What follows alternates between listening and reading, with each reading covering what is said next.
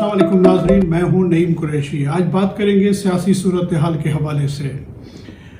तहरीक इंसाफ ने 27 मार्च को डी चौक इस्लामाबाद में एक बड़े जलसे का ऐलान किया था और ये दावा किया था कि इस जलसे में 10 लाख के करीब अफराद शिरकत करेंगे।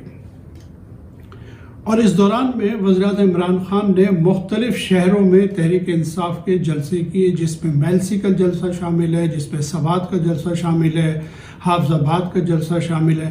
और ये जलसे बड़े शानदार थे। इसमें अवाम की शिरकत भी बहुत ज़्यादा थी और क्राउड भी बहुत चार्ज था और लोगों में बड़ा जोशो खरोश था। अपोजिशन ने ये महसूस किया कि अगर इमरान खान के जलसे इसी तरह होते रहे तो मोमेंटम बन जाएगा और हो सकता है कि इस्लामाबाद में 10 लाख नहीं तो 5 लाख लोग ज़रूर हो जाएंगे और इस्लामाबाद में 5 लाख लोगों का जमा होना एक बहुत बड़ा वाक़या होगा। लिहाजा अपोजिशन ने जवाबी कार्रवाई के तौर पे ये ऐलान कर दिया मौलाना फजलुर रहमान साहब ने कि 25 मार्च को वो भी डी चौक में जलसा करेंगे। लेकिन उसके बाद भी अपोजिशन को इत्मीनान नहीं हुआ तो मुस्लिम लीग नून ने ऐलान कर दिया कि वो भी 27 मार्च को ही इस्लामाबाद में जलसा करेंगे। यकीनन ये एक अलार्मिंग सूरत हाल थी और लगता ये था कि अगर इस तरह से दो मुताहरिफ ग्रुप के लोग वहाँ जमा हुए तो ये एक बड़े तसादम को जन्म देगा। लिहाजा सुप्रीम कोर्ट बार एसोसिएशन ने सुप्रीम कोर्ट में मदाखलत की एक दरख्वास्त दाखिल कर दी। सुप्रीम कोर्ट से ये दरख्वास्त की कि वो इस मामले में मदाखलत करें और इन जमातों को इन बड़े जलसों से इस्लामाबाद में रोक दें। आज उस एप्लीकेशन की सुप्रीम कोर्ट में हियरिंग थी। सुप्रीम कोर्ट के चीफ जस्टिस उमर अता बंदयाल जो हैं वो इस बेंच का हिस्सा थे, वो सरबराह थे। उन्होंने 3 बातों पर जोर दिया। पहली बात तो ये थी कि उन्होंने कहा कि तहरीक अदम एतमाद से हमारा बराह रास्त कोई ताल्लुक नहीं है और दस्तूर के आर्टिकल 95 में हर चीज़ वजाहत से मौजूद है। लिहाजा हम चाहते हैं कि आर्टिकल 95 उसकी रूह के मुताबिक अमल दरामद किया जाए। दूसरी बात सुप्रीम कोर्ट ने कहा कि सिंध हाउस में जो पीटीआई के मुनरिफ अरकान मौजूद थे उनके खिलाफ पीटीआई के लोगों ने जाके जो हंगामा आराई की थी उस पर चीफ जस्टिस साहब ने आईजी पंजाब से जो है वो एक थरो रिपोर्ट तलब कर ली है। तीसरी बात ये थी कि इन जलसों को रोकने से मुताल्लिक फिर चीफ जस्टिस साहब ने मुख्तलिफ सियासी जमातों को नोटिस जारी कर दिए और उन्हें पीर को सुप्रीम कोर्ट में तलब कर लिया। इन सियासी जमातों में नुमाया तौर पे पाकिस्तान तहरीक इंसाफ है, मुस्लिम लीग नून है, पीपल्स पार्टी है और जमात उलमा इस्लाम फजलुर रहमान ग्रुप शामिल है। अब सूरत ये है कि इतने सारे वाक़यात तेज़ी से हुए हैं, लेकिन एक अहम वाक़े की तरफ आपकी तवज्जो दिलाता हूँ कि आज बिलावल भुट्टो साहब ने प्रेस कॉन्फ्रेंस से खिताब करते हुए कहा कि अगर 21 तारीख को कौमी असम्बली के इजलास में तहरीक अदम एतमाद पर वोटिंग नहीं कराई गई तो वो असम्बली में धरना देंगे। साथ ही साथ उन्होंने धमकी दी कि वो OIC कॉन्फ्रेंस भी नहीं होने देंगे। असल में बात यह है कि अपोजिशन जो है वो बहुत डिस्पैरिट हो गई है और इसकी वजह क्या है, इस डिस्पैरेशन की वजह क्या है?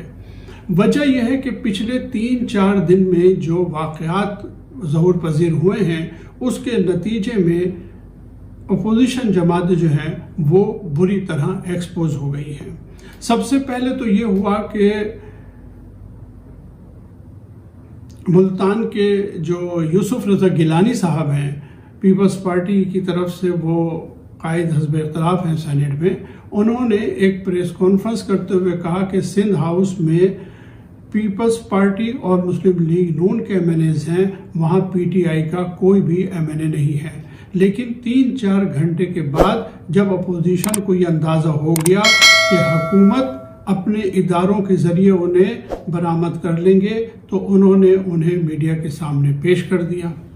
لہٰذا یوسف رضا گیلانی صاحب کو ایک بڑی شرمندگی اٹھانی پڑی، کیونکہ انہوں نے پریس کانفرنس کی اس مقصد سے تھی۔ اور دوسری طرف عوامی رد عمل دیکھ کر بھی اپوزیشن کی جماعتوں کو بڑی مایوسی ہوئی۔ یہ 1990 کا تو زمانہ ہے نہیں جب مسلم لیگ نون نے اراکین اسمبلی کو چھانگا مانگ میں جا کے چھپا دیا تھا اور وہاں بھی خریداری کا بازار گرم کیا تھا۔ اب جب عوامی رد عمل سامنے آیا تو اپوزیشن جماعتیں جو ہیں وہ بہت زیادہ ڈسپیرٹ ہو گئی ہے، انہیں سمجھ نہیں آ رہا کہ اس صورتحال کا سامنا وہ کس طرح کریں۔ دوسری بات یہ ہے کہ یہ بھی خبر سننے میں آئی کہ بہت سارے منحرف اراکین بقول اپوزیشن کے کہ ان کے پاس تقریباً 24 اراکین ایسے ہیں جو پی ٹی آئی سے منحرف ہو گئے ہیں۔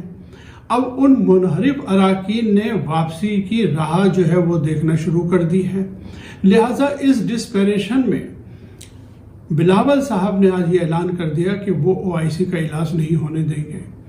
بات یہ ہے کہ او آئی سی کا جو اجلاس ہے وہ پاکستان کے لیے اور پاکستانیوں کے لیے ہے، یہ سیاسی معاملہ ہے، اس کا او آئی سی سے کوئی تعلق نہیں ہے۔ اور اس سے پہلے میں آپ کو ایک بات یاد دلاؤں کہ میں نے اپنے ایک ویلاگ میں آپ کو سارا پروسیجر بتایا تھا کہ پارلیمنٹری پروسیجر کے تحت اور دستور کے تحت تحریک عدم اعتماد کا طریقہ کار کیا ہے۔ جب اجلاس طلب ہو گیا ایک دفعہ تو اس کے بعد اگر اجلاس جو ہے وہ دوبارہ ملتوی ہوتا ہے تو 14 دن کے اندر اندر تحریک عدم اعتماد پہ ووٹ آف نو کانفیڈنس ہوگا۔ اس اعتبار سے 28 تاریخ کے بارے میں قومی اسمبلی کے ذرائع جو ہے یہ کنفرم کر چکے تھے کہ ووٹنگ 28 کو ہوگی، اسی لیے تحریک انصاف نے 27 تاریخ کو جو ہے وہ اپنے جلسے کا اعلان کیا تھا، اور اپوزیشن پچھلے 4 دن سے اس بات کو تسلیم کر چکی تھی۔